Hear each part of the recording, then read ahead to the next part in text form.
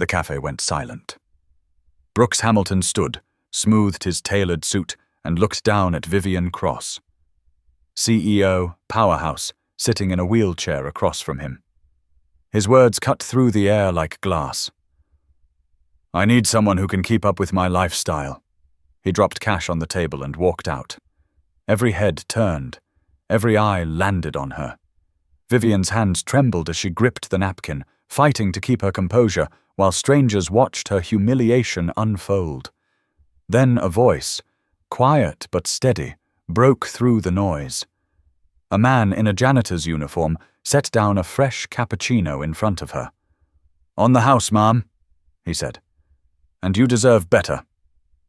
She looked up, really looked, at Russell Webb for the first time. But what she didn't know was that this wasn't just kindness. It was the beginning of something that would force them both to choose between the lives they'd been living and the love they didn't know they needed. 3 nights before that moment, Russell had been working the late shift at Riverside Tower, downtown Portland. The fluorescent lights hummed above him as he pushed the floor buffer across marble on the 15th floor, the building empty except for ghosts of ambition lingering in corner offices. He'd learned to move quietly through these spaces, invisible to people who worked there during daylight hours. They passed him in hallways without seeing him, their eyes sliding over his uniform like he was part of the furniture. Russell had made peace with that invisibility 4 years ago when he traded his financial analyst desk for a mop bucket. The pay was less, the respect non-existent, but the hours were flexible enough to raise Lily alone. The sound stopped him cold. A soft, broken noise coming from the corner office, the one with Vivian Cross's name on the door. Russell paused, his hand stilling on the buffer's handle. He'd seen her before, of course. Everyone in the building knew who she was. The CFO who'd rebuilt her career from a wheelchair after an accident that should have ended everything. She was always the last one working, always perfectly composed, always untouchable.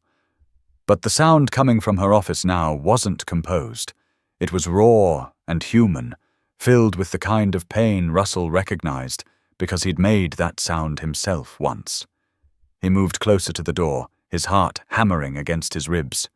Through the gap, he could see Vivian's silhouette against city lights, her head bowed, phone clutched in one hand, the other covering her face. Her shoulders shook with silent sobs. Russell's chest tightened with a familiar ache. He knew he should walk away, leave her to private grief. But something about the loneliness in that image pulled at something deep in his memory. Amanda had looked like that once, sitting in their bathroom at 3 a.m, trying to muffle her sobs so she wouldn't wake him. Russell couldn't hold Vivian, couldn't fix whatever had broken her tonight. But he could leave something small, something to remind her she wasn't completely alone in the world. He walked to the supply closet, pulled out a fresh box of tissues, not the cheap ones from the dispenser, but the soft kind he kept for executive washrooms. He returned to her office and set the box quietly on the edge of her desk, within arm's reach. Then he found a sticky note and wrote 5 words in his careful handwriting. "Tomorrow is another day." He placed it onto top of the tissues and walked away before she could see him. Russell didn't think about that moment again until 3 nights later when he was wiping down tables at the Daily Grind coffee shop. He'd picked up weekend shifts here 6 months ago when Lily needed braces and dental bills started piling up on top of everything else.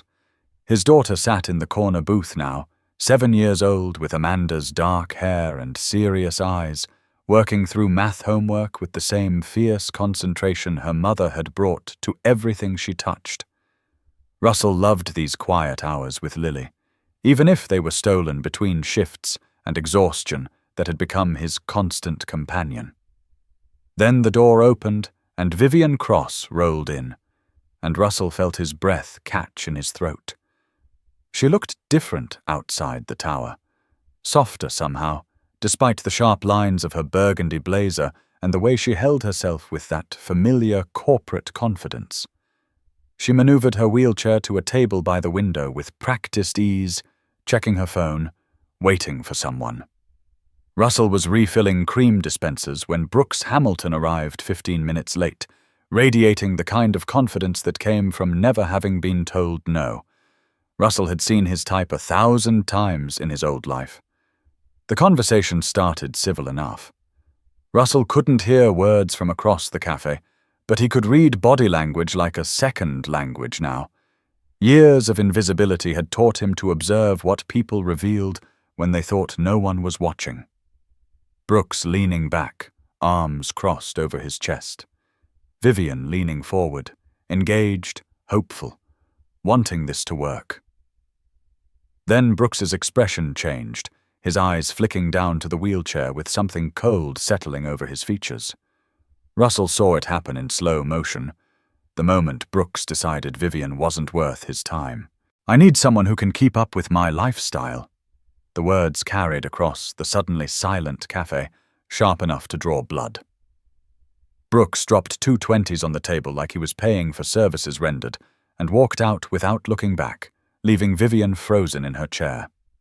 The cafe held its collective breath. Customers stared with expressions ranging from pity to uncomfortable fascination, the kind people reserved for watching strangers fall apart in public spaces. Vivian's hands gripped the edge of the table, her knuckles going white with the force of it. Her jaw was set, fighting against tears Russell could see forming in her eyes. She was trying so hard to hold herself together, to maintain the armor that had gotten her through board meetings and investor calls, and every other moment when the world expected her to be less than she was.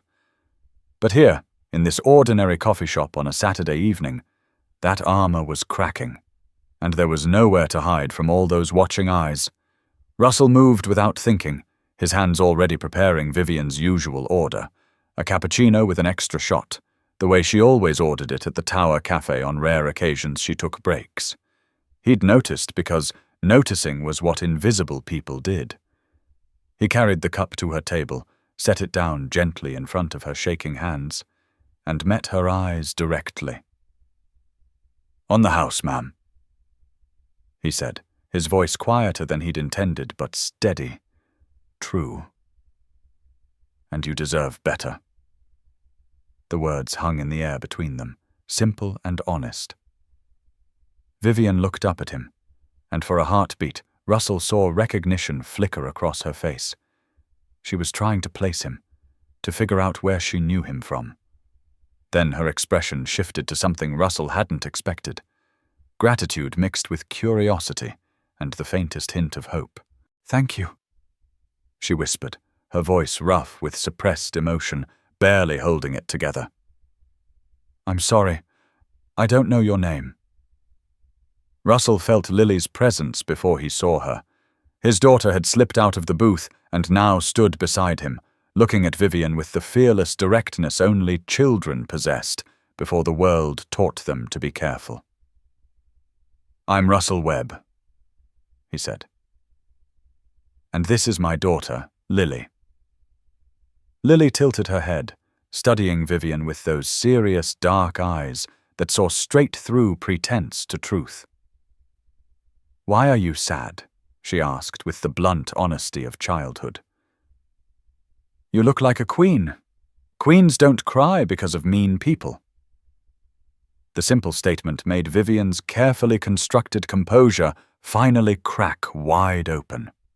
A tear slipped down her cheek, then another, but she was smiling through them, a real smile that transformed her entire face from corporate professional to something vulnerable and achingly human. "A queen," Vivian repeated softly, like she was tasting the word, finding unexpected sweetness there. "I like that very much." She held out her hand to Lily with formal grace. "I'm Vivian, and you're absolutely right. I shouldn't let mean people make me cry." Lily shook Vivian's hand with exaggerated solemnity, then announced with the confidence of someone who'd solved all the world's problems, "My dad makes the best hot chocolate in Portland. Do you want some? It makes everything better when you're sad." Vivian glanced at Russell, and he saw the question in her eyes beneath the hope. Was this okay? But beneath that surface question was something deeper, something that looked like loneliness matching his own, reaching out across the space between their different worlds. Russell nodded slowly, feeling something shift in his chest. "Best hot chocolate in Portland," he confirmed, allowing himself a small smile. On the house. Vivian's smile widened, reaching her eyes this time, chasing away some of the pain Brooks had left there. "Then how can I possibly refuse?" Russell went back to the counter, his hands moving automatically through familiar motions, steaming milk, measuring chocolate, adding the tiny pinch of cinnamon that was his secret ingredient. But his mind was spinning with thoughts he'd kept carefully locked away for 4 years. When he brought the hot chocolate to their table, Lily had already commandeered half of Vivian's napkin and was drawing an elaborate picture with the crayons she always carried in her backpack. "This is you," Lily explained seriously, pointing to a figure with a crown and what might have been a cape flowing behind her. "You're the queen of the city, and you help people." Vivian laughed, a sound that seemed to surprise her as much as it surprised Russell, bubbling up from somewhere deep and genuine. "That's the nicest thing anyone's drawn for me in years," she said, her voice thick with emotion. They talked for over an hour, the three of them, about everything and nothing. Lily told elaborate stories about her teacher and her best friend, and the book she was reading about dragons. Vivian listened like every word mattered, asking questions that made Lily's eyes shine with the pleasure of being taken seriously by an adult. Russell watched them together and felt his heart doing something dangerous, something he'd sworn he wouldn't let it do again. By the time closing rolled around, Lily had fallen asleep in the booth, her head pillowed on her backpack, crayons scattered across the table. Vivian watched her sleep with an expression Russell couldn't quite read, longing mixed with sadness, mixed with something tender. "She's beautiful," Vivian said quietly. "You're doing an incredible job with her." Russell shook his head, the familiar weight of inadequacy settling on his shoulders. "I'm doing my best. Some days I'm not sure it's enough." The words came out rougher than he'd intended, carrying all those moments he'd felt like a failure. Every time Lily asked a question about her mother he couldn't answer properly. Every school event where other kids had 2 parents. Vivian reached out and touched his hand where it rested on the table, just briefly, but the contact sent warmth through him like electricity. "Russell, you gave up everything for her. That's not just enough. That's everything." Her eyes held a fierce certainty that made him want to believe her. "I know what it's like to rebuild your life from scratch, to wake up every day and choose to keep going even when it feels impossible. You're doing that. You're showing Lily how to be strong and kind and real in a world that values none of those things." Over the next few weeks, Vivian became part of their lives in small but significant ways. She'd stop by the daily grind on weekends, bringing her laptop and working from the corner table while Lily did homework and Russell managed the café. She started inviting them to things. A children's theatre performance Lily would enjoy, Sunday brunch at a restaurant with accessible seating and a kids' menu. Russell knew they were crossing lines, moving from acquaintances into something deeper and more dangerous. But he couldn't bring himself to stop it, couldn't remember why he'd thought safety was more important than living. Vivian also started working later at the office, which meant she was still there when Russell made his evening rounds through the building. They'd talk sometimes, brief exchanges about the weather turning cold, about the city preparing for winter, about nothing particularly important on the surface. But Russell started to learn things beneath the surface conversation. He learned that Vivian took her coffee black after 8 p.m.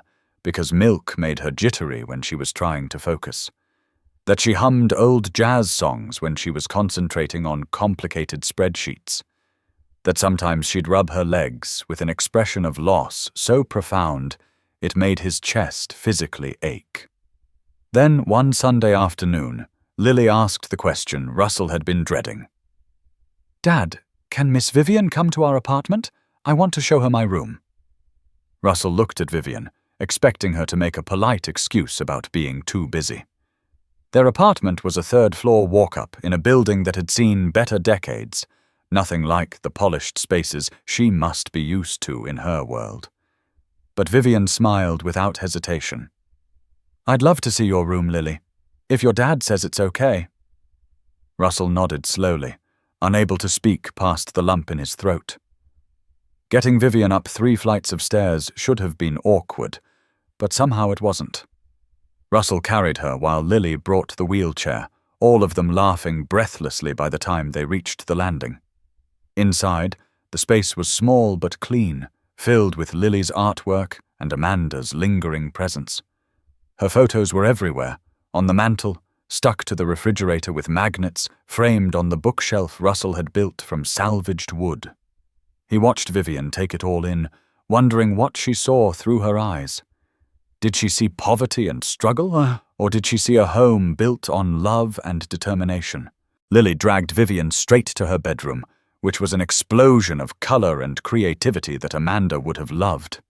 Drawings covered every available wall space, and books spilled from the small shelf onto the floor in precarious stacks.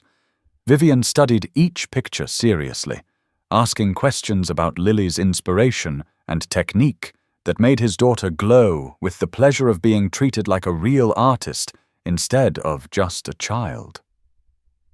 Russell leaned against the doorframe, watching them together, his heart doing something dangerous and foolish and wonderful. He was falling for Vivian Cross, not the powerful CFO, but the real woman who didn't mind sitting on a 7-year-old's unmade bed. They ordered pizza for dinner, because Russell's planned meal of chicken nuggets and frozen vegetables seemed inadequate now, too simple for company. They ate at the small kitchen table, and Vivian told stories about her work that made finance sound like adventure, hostile takeovers and market crashes, and the time she'd talked a struggling company back from the edge through sheer force of will and creative restructuring. Lily was enchanted, asking questions that showed she understood more than most adults gave her credit for. Russell was terrified, watching his 2 worlds collide in his tiny kitchen. This felt too much like family. That night, after Lily finally fell asleep clutching a new drawing she'd made for Vivian, Russell and Vivian sat on his worn couch and talked the way they'd never talked before. Really talked, without the careful distance they'd maintained in public spaces. About dreams they'd abandoned and ones they'd built from ruins. About the weight of responsibility when people depended on you and the fear of failing them. About loneliness and the courage it took to reach out anyway when the world had already hurt you so badly. Somewhere in those quiet hours, with city lights flickering through his window, Russell stopped being afraid of hope. The next morning shattered that fragile hope into pieces. Russell woke to 17 missed calls and a text from his mother that made his stomach drop. Why is Lily all over the internet? His hands shook as he opened his browser, and there it was. Photos of him, Vivian, and Lily at the park last weekend, blown up across gossip sites and local news feeds. The headlines were vicious. "Fallen CFO's new low, dating the help!" One screamed. Another asked, "Gold digger or true love? Janitor scores big with disabled executive." The comments section was worse, filled with speculation and judgment and cruel jokes. His phone rang, his supervisor at Riverside Tower, the call he'd been dreading. "Webb, we need to talk about your relationship with Ms. Cross. Several employees have complained that it's creating an uncomfortable work environment." Then a text from Vivian. "I'm so sorry. I'm handling this with PR. Please don't worry." But Russell was worried. He was terrified. This was his worst fear realized, that stepping into the light would expose Lily to ridicule, would make his daughter's life harder because of his choices. He'd spent 4 years keeping them safe through invisibility, and in one careless afternoon, he'd blown it all apart. The energy at Riverside Tower was different the moment he walked through the doors. People were whispering, watching him with expressions ranging from sympathy to contempt. Some smiled supportively, but others looked at him like he'd committed fraud. Russell kept his head down and worked, but every hour felt like torture.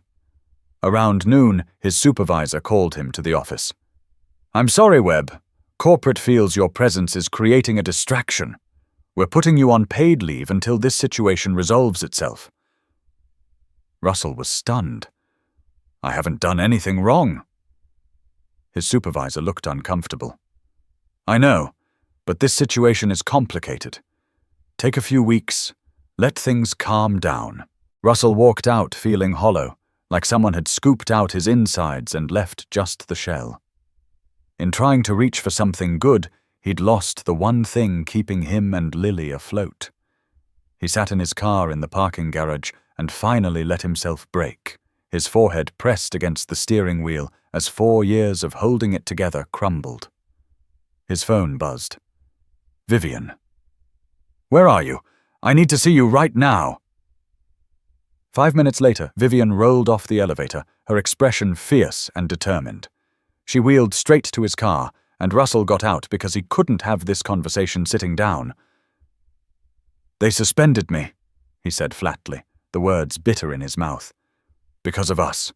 Because I dared to—" He couldn't finish the sentence. Vivian's hand grabbed his, her grip surprisingly strong. "Russell, look at me." He did, and her eyes were blazing. "This is not your fault. This is the world being small and cruel and scared of anything that doesn't fit their narrow definition of normal. But I'm not backing down from this. We're not backing down." Russell's voice broke despite his best efforts. "Vivian, I have a daughter to think about. She's already getting teased at school because of me." Vivian's expression softened, but her grip on his hand didn't loosen. "Lily is strong because you raised her to be strong.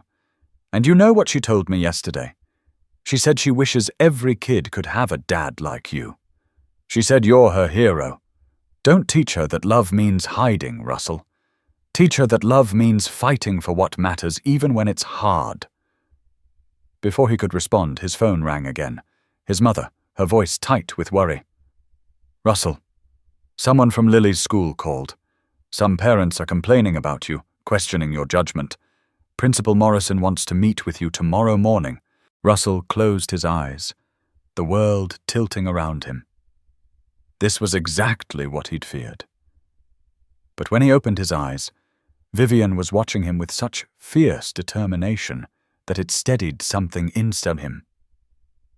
"I'll be there," he told his mother, then to Vivian. "We need to stop this. For Lily's sake. We have to stop." Vivian nodded slowly, and Russell saw something shift in her expression, understanding mixed with resolution. "Then we stop hiding and apologizing. We stop letting other people define what's acceptable, and we show them exactly who we are, together." That night, Russell sat Lily down for a conversation he'd been dreading since the first photos appeared online. His daughter looked at him with Amanda's serious eyes, and he wanted to protect her from every ugly thing in the world. But Vivian was right. He couldn't teach Lily to hide from hard things. "Sweetheart, some people are saying mean things about Dad and Miss Vivian being friends, about us spending time together." Lily frowned, her face scrunching up in confusion. "Why? Miss Vivian is the nicest person I know except for you." Russell struggled for the right words. "Some people think that because Miss Vivian is my boss and uses a wheelchair, we shouldn't be friends. They think it's weird or wrong." Lily was quiet for a moment, processing this information the way she processed everything. Carefully, seriously, with that fierce intelligence she'd inherited from both her parents. Then she said something that simultaneously broke Russell's heart and put it back together. "That's the dumbest thing I've ever heard. Miss Vivian is the coolest person I know, and you're the best dad. If people can't see that, they're the ones who are wrong, not you. She paused, then added with the fierce loyalty only children possess, "Are you going to stop being friends with her because people are mean?" Russell looked at his 7-year-old daughter and saw the woman she'd become, strong and principled and unafraid to stand up for what mattered. Amanda would be so proud of her. "No, baby, I'm not going to stop. I'm going to fight for her. Is that okay with you?" Lily threw her arms around his neck hard enough to knock the breath from his lungs. "That's what heroes do, Dad. They fight for people they love, even when it's scary." The next week was intense in ways Russell hadn't experienced since Amanda's final days. Vivian's big investor meeting was scheduled for Friday, the one that would determine whether her company secured the funding it desperately needed or became vulnerable to hostile takeover. Russell spent his days with Lily and his evenings researching Vivian's company, reading through annual reports and financial statements with the analyst brain he'd thought was gone forever. He started seeing things: inefficiencies in supply chain management, opportunities in emerging markets, risks in their current portfolio that Vivian was too close to see clearly. He compiled detailed notes, staying up late while Lily slept. Meanwhile, Vivian was fighting her own battles. Her board was pressuring her to make a public statement distancing herself from Russell, to frame their relationship as a misunderstanding blown out of proportion by media hungry for scandal. Several key investors had expressed concerns about her judgment. The whispers in the office were getting louder, the speculation more cruel.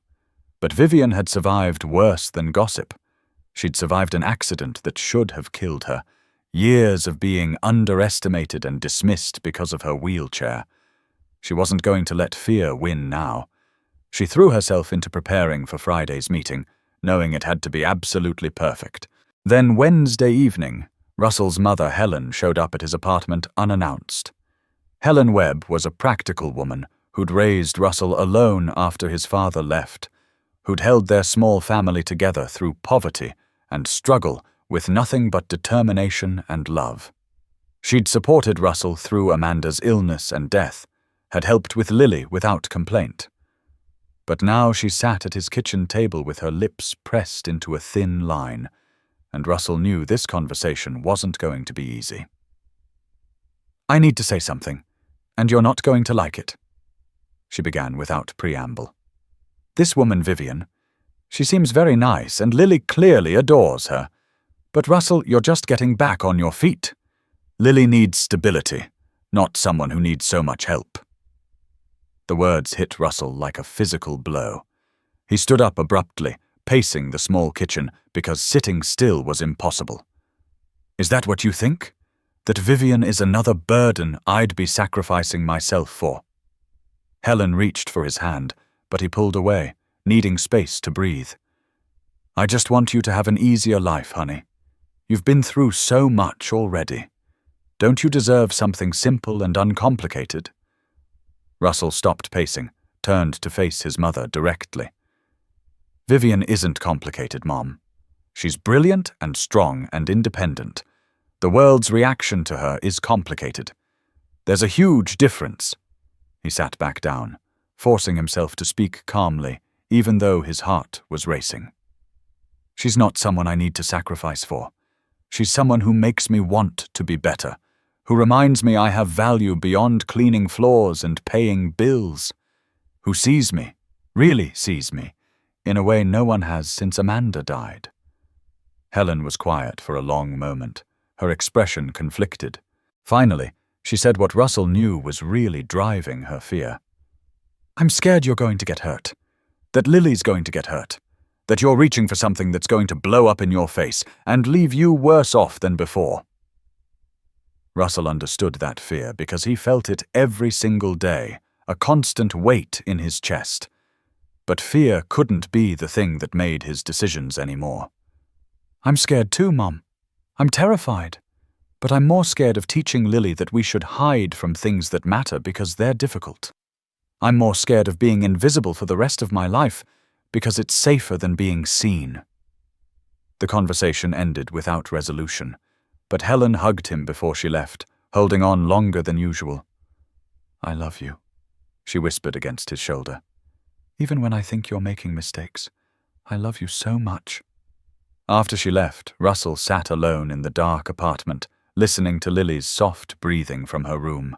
His mother's words echoed in his head. Was he being selfish? Risking too much? But then he remembered Vivian's face when she looked at his daughter, the way she'd held his hand, the sound of her laugh when she forgot to guard herself. That was worth fighting for. Friday morning arrived cold and grey, Portland's autumn weather matching Russell's nervous energy. He dressed carefully in the one good suit he still owned from his analyst days, slightly out of style now, but it fit well enough and reminded him of who he used to be. Lily insisted on coming with him, and Helen agreed to meet them there despite her reservations. As they drove downtown through morning traffic, Lily chatted about how Miss Vivian was going to be amazing and how the investors would be silly not to give her whatever she wanted. Russell's hands were white-knuckled on the steering wheel. He parked in the structure beneath Riverside Tower, the building where he'd spent 4 years being invisible, and took the elevator up with Lily's small hand in his. The 22nd floor was chaos, people rushing between conference rooms, assistants carrying stacks of documents, the energy electric with stress and high stakes. Russell found Vivian in her office, staring at presentation slides on her monitor with an intensity that suggested she'd been there all night. She looked up when he entered, and relief washed over her face like a wave. "You came," she said softly, and he heard the fear beneath those words. "Of course I came." Russell crossed to her desk, acutely aware of curious stares following him through the glass walls. "I have some thoughts on your presentation that might help." He pulled out the notes he'd been working on all week, pages of analysis and projections and strategic recommendations. Vivian's eyes widened as she read, her expression shifting from surprise to something like wonder. "Russell, these are brilliant. These insights are exactly what I needed. How did you—" She stopped, understanding dawning across her face. "You were really good at this before, weren't you?" Russell shrugged, uncomfortable with praise. "I was decent." Before Russell could respond, Vivian's assistant appeared in the doorway, looking stressed. "They're ready for you, Ms. Cross. The investors are in conference room A, and the board is already seated." Vivian took a deep breath, and Russell watched her transform into the powerful CFO the world expected, shoulders back, chin up, every trace of vulnerability locked away behind professional armor. But then she looked at him, and the armor cracked just slightly. "Come with me," she said, and it wasn't a question. Russell glanced at his mother, who'd arrived with Lily and was watching from the hallway with an unreadable expression. Helen nodded slightly, and Russell followed Vivian. The room was already full when they entered, board members positioned around the long table, senior executives standing along the walls, and 3 investors who represented millions in potential funding sitting at the far end like judges at a trial. Russell recognized the tension immediately, the weight of money and power filling the space. Eyes tracked Vivian as she positioned herself at the head of the table, then slid to Russell with open curiosity and thinly veiled judgment. He was completely out of place here in his slightly outdated suit, and everyone knew it. But Vivian's hand brushed his as he moved to stand against the wall, giving him courage. The presentation began smoothly enough. Vivian was absolutely brilliant, commanding attention without demanding it, fielding questions with precision, making complex financial concepts accessible. Russell watched the investors' faces shift from skeptical to engaged to genuinely impressed. This was going well. She was going to pull this off. But then, 40 minutes in, disaster struck. The building's HVAC system made a grinding noise that everyone heard, and then it went completely silent. Within minutes, the temperature in the glass-walled conference room started climbing uncomfortably. Someone opened a window, but it was inadequate. The lead investor, Preston Thornhill, loosened his tie with visible irritation. "Perhaps we should reschedule when the facilities are functioning properly," he suggested. Vivian's face went pale, and Russell knew she was calculating how much damage a delay would cause. Time for competitors to make offers, momentum lost, confidence shaken. "Please, give me just a few minutes to resolve this," she said, her voice steady, despite the panic Russell could see in her eyes. She grabbed her phone, calling building management, but they were as confused as everyone else. The backup generator should have kicked in automatically. Something was fundamentally wrong with the system. Russell felt his old maintenance instincts firing, 4 years of knowledge clicking into place. Russell stepped forward before he could talk himself out of it. "Ms. Cross, I might be able to help with this." Every head in the room turned toward him like he'd started speaking a foreign language. Vivian looked torn between hope and concern. One of the board members spoke up, his tone dripping with dismissive contempt. "And who exactly are you?" Russell straightened his shoulders, refusing to shrink under the man's stare. "Russell Webb, former financial analyst, current building maintenance staff, and I know this building's systems better than anyone currently employed here." The board member's eyebrows rose in mock surprise. "The janitor? We're going to let the janitor handle this crisis?" Before Russell could defend himself, Vivian spoke, and her voice cut through the room like a blade. "Yes, Philip, because Russell is smart and capable, and I trust him with something this important, which is frankly more than I can say for most people in this room right now." The silence that followed was electric, charged with shock and tension. Russell met Vivian's eyes and saw absolute faith there, unwavering belief in him when he barely believed in himself. "I need 10 minutes, he said clearly, "and access to the basement mechanical room." Vivian nodded without hesitation. "Take whoever you need. Do whatever it takes." The mechanical room was a maze of pipes and electrical panels that would have intimidated most people, but Russell had spent hours down here over the years fixing minor issues and learning the quirks of a building that had been poorly maintained before he arrived. He found the backup generator struggling against a clogged fuel line, a relatively simple problem that no one else would have known to check. Russell's hands moved with practiced confidence, clearing the line, resetting the system, checking the automatic sensors. Within 8 minutes, the generator rumbled to life with a satisfying roar. The lights stabilized throughout the building. The HVAC kicked back on with a whoosh of cool air. When Russell returned to the conference room, trying to look professional despite grease on his hands, Vivian was still presenting. She'd pushed forward despite the discomfort, refusing to let circumstances derail her. But relief flooded her face when the air conditioning resumed, and she shot Russell a look of such gratitude and pride that it made his chest ache. The investors relaxed visibly, and the presentation continued to its conclusion.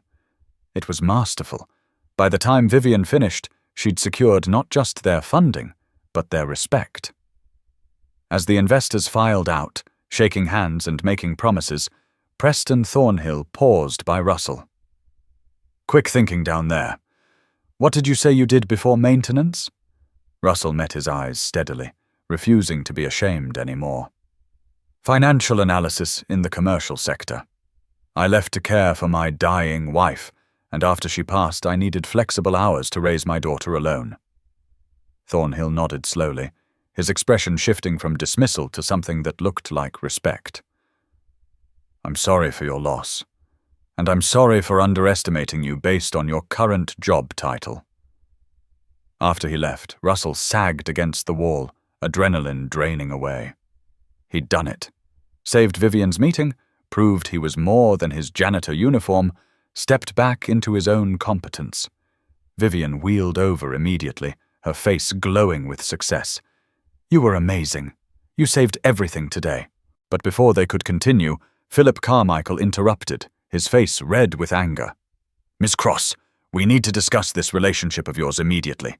It's becoming a serious liability for the company." The words were cold and clinical. Vivian's expression hardened into something Russell had never seen before, pure steel wrapped in ice. My personal life is not up for discussion in a professional setting, Philip. Carmichael smiled without any warmth. Everything about you is up for discussion when it affects this company's reputation. Your judgment is being questioned. First the accident, and now this inappropriate relationship with building staff. Some of us are wondering if you're still fit to lead. The room went deadly silent. Russell felt rage building in his chest like a physical pressure, but Vivian held up one hand to stop him from speaking. When she finally spoke, her voice was ice and steel and barely controlled fury. Inappropriate? Let me tell you what's actually inappropriate, Philip. It's inappropriate that you're more concerned with who I date than with the fact that I just secured $15 million in funding under difficult circumstances. It's inappropriate that you see a wheelchair before you see 2 years of record-breaking performance. And it's inappropriate that you're standing in my office questioning my fitness to lead when I've exceeded every single metric you've set for this company. She paused, letting the words land like hammer blows. But you want to question my judgment? Fine, let's talk about judgment. This man gave up a promising career to care for his dying wife with grace and devotion. He raised his daughter alone while working multiple jobs to make ends meet. He saw me crying alone in my office and left me tissues without asking for recognition or reward. He defended me in a café full of strangers when someone humiliated me publicly. And today he saved this meeting when everyone else was ready to give up and reschedule. That's the man you're calling a liability and questioning my judgment for caring about. Several people in the room were nodding now. Sarah Hayworth, a senior VP, spoke up quietly but firmly. Vivian's right about this. We've been so focused on optics and appearances that we forgot about character and results. I've watched this company transform under her leadership over the past 2 years. She's brilliant, ethical, and tougher than any of us have ever had to be. If she says Russell Webb has value, maybe we should listen instead of judging based on outdated ideas about class and propriety. Other voices joined in, a murmur of agreement that grew louder. But Carmichael wasn't done fighting. This is still unprofessional. He's building maintenance. She's sea-level. There are boundaries. Russell felt something snap inside him, something that had been bending under pressure for 4 years. He'd been silent too long, had diminished himself too often, had let other people define his worth. Not anymore. You're absolutely right, Russell said, his voice cutting through the noise and making everyone turn to look at him. There are boundaries in the workplace, but those boundaries exist to prevent exploitation, to protect people with less power from those with more. They don't exist to keep people in boxes based on arbitrary job titles or to prevent genuine connection between equals. He took a step forward, finding courage he didn't know he still possessed. I'm not a liability or damaged goods or a gold digger. I'm a man who survived loss and hardship and came out the other side still capable of love and hope. And Vivian? She's not charity or someone who needs saving or protecting. She's the strongest, most courageous person I've ever met. She's brilliant and kind and fiercely independent. And I'm in love with her. The words hung in the air, raw and honest and terrifying. Russell's heart hammered against his ribs so hard he could barely breathe. He'd just declared his feelings in front of Vivian's entire professional world, had made himself completely vulnerable. Vivian's eyes were wide and shining with tears. For a moment that felt like an eternity. No one moved or spoke. Then Lily's voice rang out from the doorway where she and Helen had been watching everything unfold. "That's my dad!" Lily shouted with fierce pride. "That's what heroes do! They tell the truth even when it's scary!" His daughter ran across the room and threw her arms around his waist with enough force to make him stumble. The tension broke like a wave hitting shore, several people laughing softly at the child's uncomplicated support. Even Carmichael looked uncomfortable now, faced with a 7-year-old's absolute certainty. Vivian wheeled forward until she was directly in front of Russell. When she spoke, her voice carried across the room, clear and unwavering and brave. "I'm in love with you too, Russell Webb. I've been falling for you since the night you left tissues on my desk without asking for anything. Since you looked at me in that cafe and saw a person instead of a disability or an inspiration. Since you showed me what real strength looks like every single day." She reached for his hand, holding it tight like an anchor. "I don't care what anyone in this room thinks about it. I don't care about optics or professionalism or any of the arbitrary rules we've created.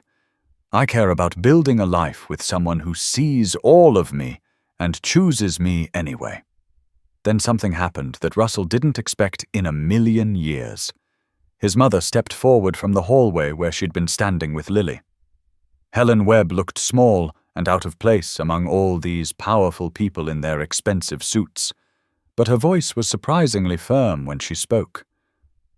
"I owe you an apology, Vivian. A big one. I was wrong about you. Completely, terribly wrong." Helen crossed to Vivian and took her free hand, the one not holding Russell's. "I thought you'd be another burden on my son, another person he'd have to sacrifice himself for after giving up so much already, but I see now that you're the exact opposite of that. You give him purpose and remind him who he is beneath all the pain and struggle. And Russell?" She turned to her son, tears streaming down her face now. "I'm sorry I tried to make you choose safety over love. Your father left when you were young, and I spent years trying to protect you from being hurt again. But you're not me, and you're braver than I ever was. So if you love this woman, you fight for her with everything you have. You show Lily that love is always worth the risk." Helen crossed to Russell and pulled him into a tight hug. "Welcome to our family, Vivian," she said over her shoulder. "I'm sorry it took me so long to see what was right in front of me." Vivian was crying now, too, and so was at least half the room. Even Carmichael had the grace to look away, his objections dying in the face of such raw, honest emotion. The moment stretched, beautiful and fragile and more real than anything Russell had felt in years. Then Preston Thornhill, the lead investor who'd witnessed everything, began to clap. Slowly at first, then more confidently. Others joined in until the whole room was applauding, and Russell wasn't entirely sure if they were applauding the business deal or the love story or the courage it took to be vulnerable in front of strangers. But it didn't matter. What mattered was Vivian's hand in his and Lily's arms around both of them. 6 months later, Russell stood in Washington Park on a crisp spring morning, watching Vivian wheel herself down a makeshift aisle between rows of folding chairs. She wore a cream dress that flowed around her wheelchair like water, and she was the most beautiful thing he'd ever seen. Lily walked beside her as flower girl, carrying wildflowers and beaming with pride at being part of something so important. Helen sat in the front row crying happy tears, and Russell's small circle of friends filled the other chairs. When Vivian reached him, Russell's hands were shaking as he helped her position the wheelchair, but his voice was steady when he spoke his vows. "I promise to see you every day. Not the wheelchair, not the CEO, not the story everyone else tells, just you. I promise to be brave enough to be seen too, and I promise that every single day, I'll choose you. I'll choose us." Vivian's tears fell freely as she spoke her own vows, her voice strong despite the emotion. "I promise to let you in, even on the hard days when I want to close everyone out. I promise to remind you who you are when you forget your own worth. I promise to love Lily like she's mine, to honor Amanda's memory in everything we build together. And I promise that no matter what the world says, no matter how complicated things get, I'll keep choosing you." They sealed their promises with a kiss that tasted like tears and laughter, and hope for the future they were building together. The reception was held at The Daily Grind, the cafe where everything had begun with a rejected blind date and a cappuccino offered in kindness. Russell had bought the place 3 months earlier with money from his new consulting work, and had renovated it to be fully accessible, with lowered counters and wider aisles and art from local disabled artists covering the walls. It was his dream made real, a space that reflected his values of inclusion and second chances and community. As Russell and Vivian danced their first dance while Lily watched with shining eyes, he looked around at the faces of everyone they loved. That evening, after the guests had left and Lily was asleep on the couch, Russell sat with Vivian in the quiet café, just the two of them in the space where their story had really begun. "Are you happy?" he asked her softly. Vivian smiled, reaching for his hand across the table. "Happier than I ever thought I'd be again after the accident. You gave me back something I thought I'd lost forever." Russell shook his head. "What did I give you? You're the one who saved me from disappearing completely." Vivian squeezed his hand. "You gave me the courage to be seen, to stop hiding behind success and armor, to believe I was worth choosing exactly as I am." They sat in comfortable silence, watching the city lights flicker through the windows, and Russell thought about the journey that had brought them here. From invisible janitor to consultant and cafe owner, from lonely widow to partner and stepfather, from separate, carefully protected worlds to this messy, complicated, beautiful life they were building together. It wasn't the future he'd imagined when he married Amanda, and it wasn't the future Vivian had planned before her accident. But it was real and honest and theirs, built on courage and vulnerability and the radical act of choosing love even when the world said it didn't make sense. And in the end, Russell thought as he pulled Vivian close, that was what mattered most. Not perfection, but the choice to keep showing up, keep fighting, keep loving through all the messy, complicated beauty of being human.